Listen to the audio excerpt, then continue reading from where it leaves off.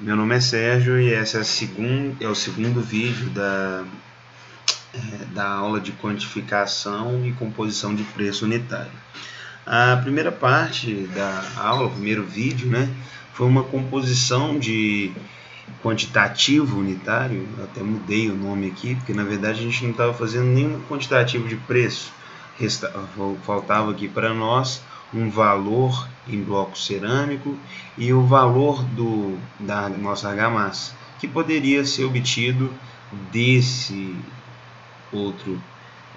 dessa outra composição aqui, se nós multiplicássemos pelo valor de cada um delas. Como nós só estamos trabalhando com quantitativo e não com custo ou preço, nós não faremos isso. Essa segunda aula, ela consiste então em tirar quantitativos.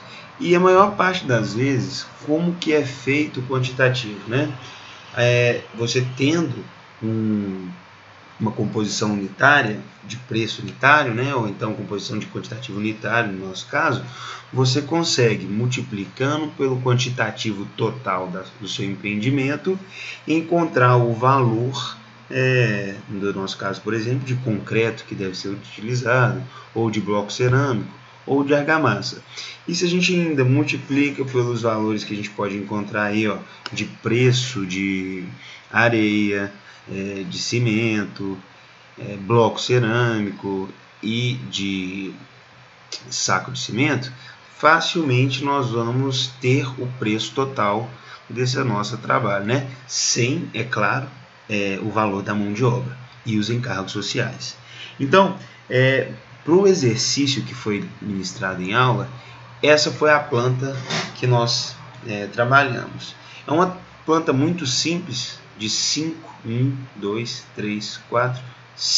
cômodos, bem simplesinha, e o que a gente estava trabalhando ali no princípio é uma composição de alvenaria, argamassa, que serve também para a nossa alvenaria, pode servir para um chapisco, e essa argamassa aqui que vai servir para um emboço.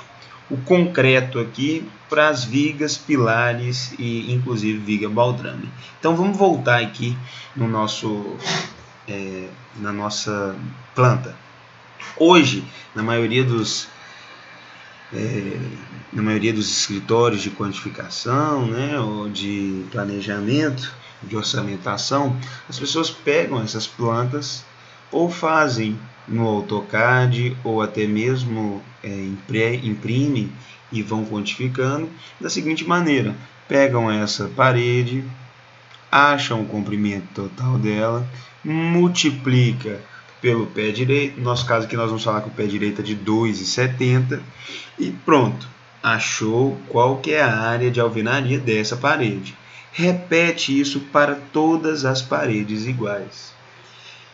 E sabendo que ele já possui, fazem uma composição de preço unitário lá rapidamente, ou então pegam do SINAP esse valor, conseguem, através de um preço, vamos supor, R$ 27,00, o preço da sua alvenaria,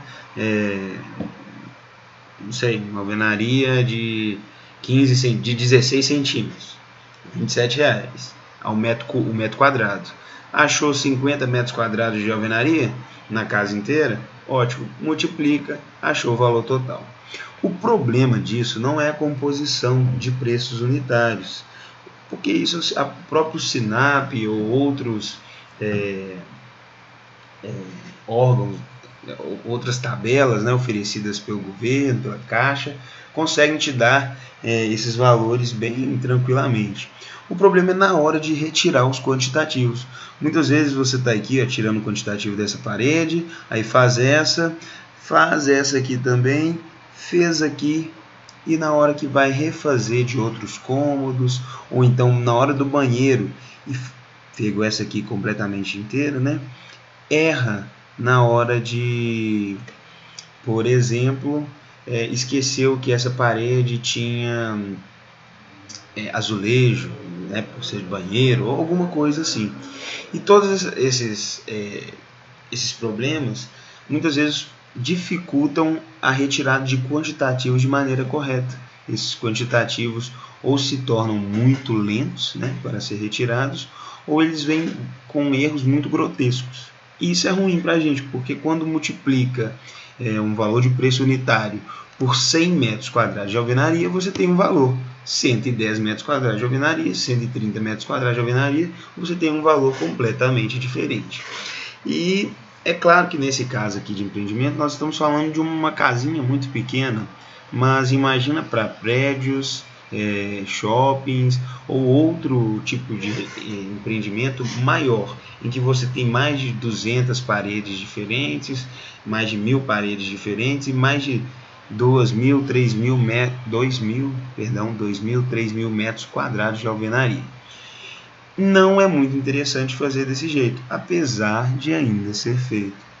E o que vai ser mostrado na próxima aula é uma metodologia um pouco diferente, utilizando softwares, em que desde o começo você já começa a fazer a diferenciação dessa parede do banheiro com o dormitório, de uma parede dormitório, de uma parede sala, dormitório, e de uma parede, por exemplo, sala para o externo, por exemplo. Okay?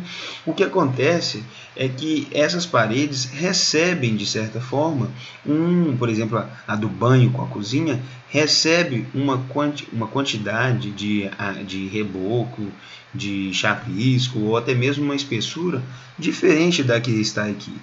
E essas medidas, essas mudanças podem ser facilmente obtidas utilizando outros softwares que já estão disponíveis no mercado há bastante tempo. Na próxima aula nós vamos falar dele.